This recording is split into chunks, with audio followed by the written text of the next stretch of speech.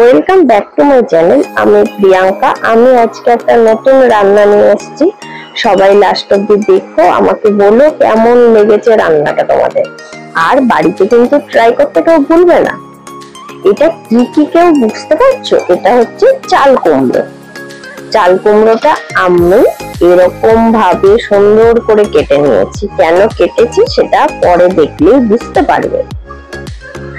চাল কুমড়োটা একটু জলে ভাপ দিয়ে নেব নুন হলুদ দিয়ে। এবারে নিয়ে নিয়েছি দেখো ময়দা আর বেসন। সর্ষে পোস্তটা আমি পেস্ট করে নেব। সাদা সর্ষে আর কালো সর্ষে আমি দুটোই নিয়েছি, সবাই দেখতে পেয়েছো। তোমরা চাইলে একরকমও নিতে পারো। এবার এটাকে পুর ভরছি। সর্ষের মধ্যে একটুখানি কাঁচা লঙ্কা দিয়ে দিও। আমি কিন্তু কাঁচা লঙ্কাটা দেখাতে ভুলে গেছি।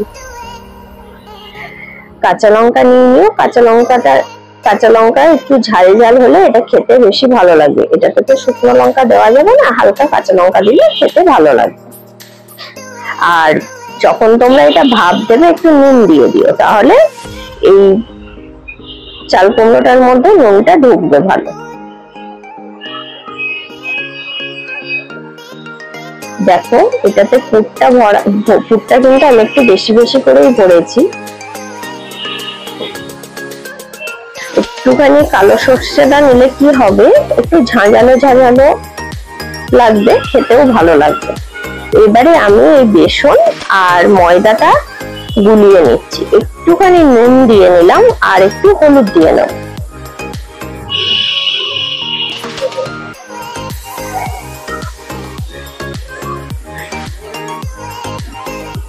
একটুখানি হলুদ দিয়ে দিলাম।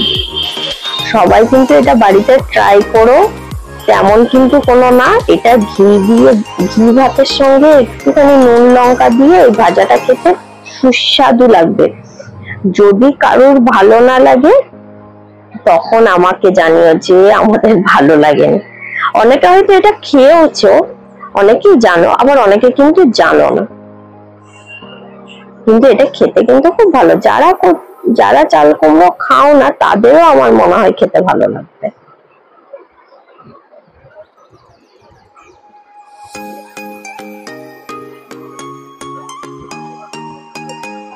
দেখো এটাকে গুলিয়ে নিয়েছি, বেশি পাতলাও করিনি বেশি মোটাও করিনি। দেখো একটা থলথলে টাইপের জিনিসটা হয়েছে। এবারে আমি কড়াইয়ে তেল দিই।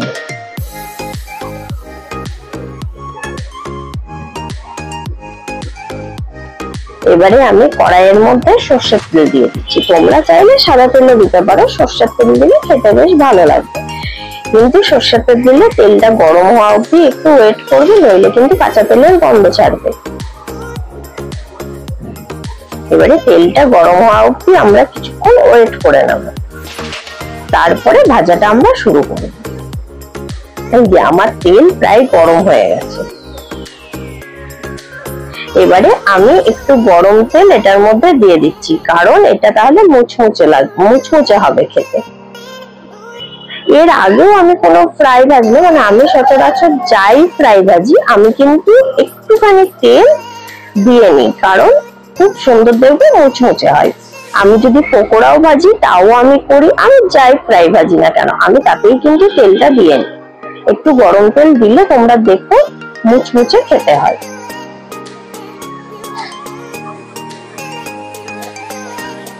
এবারে আমি আঁচটা একটু কমিয়ে দিলাম। এবার এটার মধ্যে চাল কুমড়ো গুলো দিয়ে ভালো করে ঘুরিয়ে পেঁচিয়ে ভালো করে এটাকে মাখিয়ে নেব। মাখিয়ে আমরা তেলের মধ্যে ছেড়ে দেব। এই তেলের মধ্যে ছেড়ে দিলাম। এরকম ভাবে প্রতিটা লাল লাল করে ভালো করে ভেজে নেব।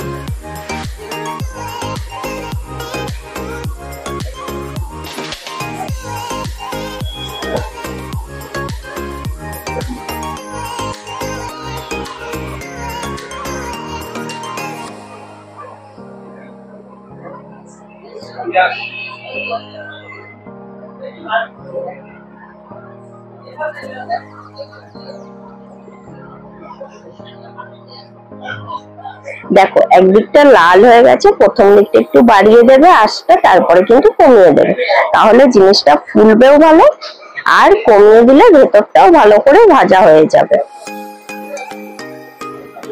আমাকে কিন্তু কেউ বলতে ভুলবে না কেমন লেগেছে তোমাদের, আর আমার চ্যানেলটা কিন্তু সাবস্ক্রাইব করে দেবে, বেল আইকনটা অন করে দেবে, যাতে নেক্সট ভিডিও তোমরা সবার আগে পেয়ে যাও। আর তোমাদের যদি কোনো রান্না আমার কাছে জানার থাকে, যে কোনো এভরিথিং কোনো রান্না, আমাকে কমেন্ট করো, আমি অবশ্যই চেষ্টা করব রান্নাটা আনার জন্য। আমি কিন্তু প্রফেশনাল শেফ নই, তবুও আমি কিছুটা তোমাদের কাছে আনার চেষ্টা করি। আমার কিন্তু ভাজাটা কমপ্লিট হয়ে গেছে, আমি এবারে দুপুরের লাঞ্চের জন্য রেডি হয়ে গেছি। আমি কিন্তু ঝটাপট ভাত খেয়ে নেবো। তোমরাও বাড়িতে কিন্তু এটা একদিন ট্রাই করো, কেমন লাগলো আমাকে জানিও। চলো টাটা, সবাই ভালো থেকো, সুস্থ থেকো। আজকের মতো আমি এখানেই বিদায় নিচ্ছি। নেক্সট ভিডিও নিয়ে আমি কিন্তু জলদি আবার চলে আসবো। তোমরা কিন্তু আমার চ্যানেলটাকে সাবস্ক্রাইব করতে ভুলে যেও না।